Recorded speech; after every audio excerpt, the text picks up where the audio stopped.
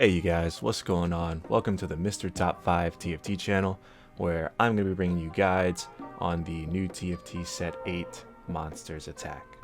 Now, before we begin guys, I am a new channel and I plan on producing guides weekly to try to keep you guys ahead of the competition, or just to give you the information you need in order to level up your game. So please make sure you hit the like button, subscribe, and let me know how you like the video in the comments. Now, let's begin the video. Alright you guys, we're going to jump straight into it today, and I'm going to talk to you about the new synergy called Anima Squad. Anima Squad is a very reliable build. It's really good for new players to pick up. It scales really well into the late game, and if played correctly, it can easily net you a top 4 in any game. So let's do a quick rundown on Anima Squad and what are the benefits of running Anima Squad. So anytime an Anima Squad champion kills an enemy champion, they will gain a permanent 5 maximum health. That's going to be for all of your Anima Squad heroes, as well as they will receive 10% attack damage and 10% ability power at 3 Anima Squads. At 5, they'll gain 30 attack damage, 30 ability power. At 7, they'll gain 50 and 50.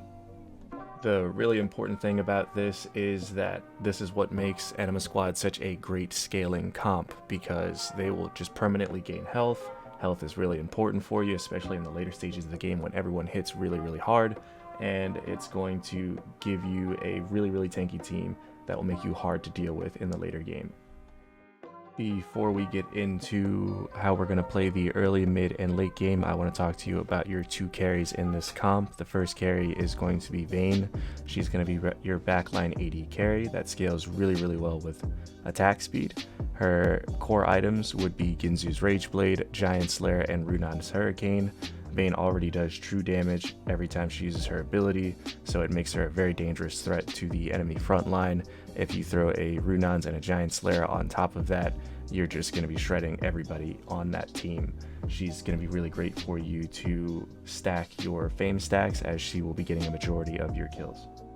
The next carry I'm going to talk to you guys about is going to be Riven. Riven is going to be your frontline tank. She's one of the best tanks in the game right now, as she is a defender and a brawler. That brawler is going to be very important because she will gain permanent health stacks on top of the fame, and that's going to amplify with each other. Her ability gives her a massive shield, which she uses at least once or twice in a fight, which will pretty much soak up a majority of the damage. On top of that, it will give her bonus magic damage per attack, and those magic damage attacks hurt really bad, so Riven is actually really strong as far as DPS, and she is one of the best tanks.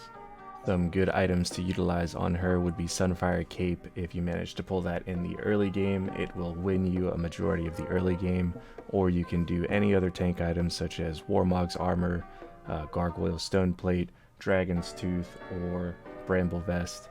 So look into getting those items for your Riven. Now that we have all of that out of the way and we have a good understanding of the Anima Squad synergy, let's talk about the early game. Now, early game, this is a mid to late game team comp, so you are going to want to focus on conserving as much HP as possible so we can get into the mid game very healthy, but also at the same time, you don't want to be spending too much gold. So we are just going to try and build the best team possible early, and then afterwards we will focus on collecting the pieces that we need. What I recommend for a lot of people, especially in almost any game, is to not spend any of their money up until the very first econ round at Krugs. So what you want to do is you want to build the best team possible with what the game is giving you, and then after the econ round, you can take a look at everybody's team and see how you can make your team better than them, so you can start winning and get a lot healthier throughout the mid game. Now, hopefully we made it out of the early game okay. We didn't take too much damage. We're going into the mid game now, which I say would start around level 6 and 7. What you want to do is you want to get a little bit more aggressive depending on your team, so you want to try and get that Vayne 2 and that Riven 2 as fast as possible before it is contested, as your mid game will be strong the moment you start to collect your 2-star units and have those items slam down on your carries.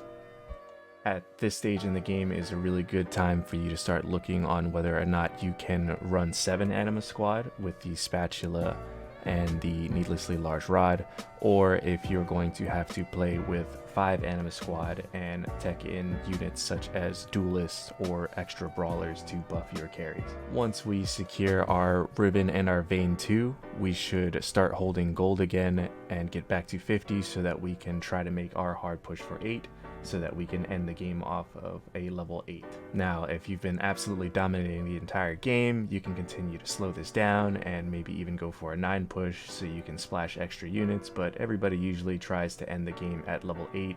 You don't want to be below that at 7 unless it's a hyper roll comp, and you want to push 9 only if you are strong enough to do so. Alright, so now that you've gotten to the late stage of Anima Squad, this is where the game just gets really easy. You don't really have to do much after this. You want to just keep collecting your veins and your ribbons to try to get those to 3-star. You want to make sure that you have teched in either duelists or brawlers to continue to power up with those carries that you have on your board, and at this point you should have a ton of extra health on every single one of your units due to the Anima Squad buff. Also, Misfortune is a great unit to throw extra items on, such as Jeweled Gauntlet or Rabadon. She absolutely shreds the entire board. She's a big side carry for your vein, so that's going to be really good for you. And then at that, you don't have to do anything else. That's how you play Anima Squad. It gets real easy from there. So alright, you guys, if you made it this far, thank you so much. I really appreciate it, you guys. I hope to continue to make these videos. I don't want them to drag on for too long because I know people don't want to sit through all of it, and I want to get you as much of the necessary information as possible. So thank you so much for watching. I hope you guys have a fantastic day, and make sure you tune in next time for some more of my guides.